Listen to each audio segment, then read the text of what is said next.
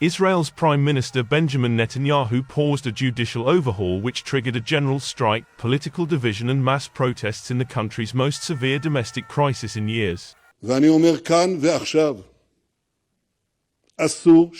After nearly 3 months of increasing tensions, Netanyahu said in a broadcast, "Out of a sense of national responsibility, out of a will to prevent a rupture among our people, I have decided to pause the second and third readings of the bill, to allow time for dialogue." The proposed reforms would curtail the authority of the Supreme Court and give politicians greater powers over the selection of judges.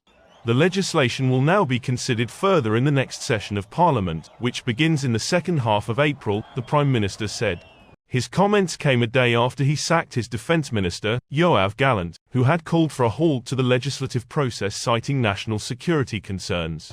Flights had been disrupted, hospitals stopped non-emergency services, and even diplomats walked off the job.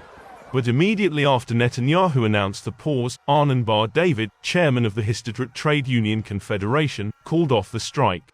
About 80,000 demonstrators joined the Jerusalem rally against the reform package, the latest such protest to draw tens of thousands, Israeli media estimated. Demonstrators have for months decried the reform plans as a threat to Israel's democracy.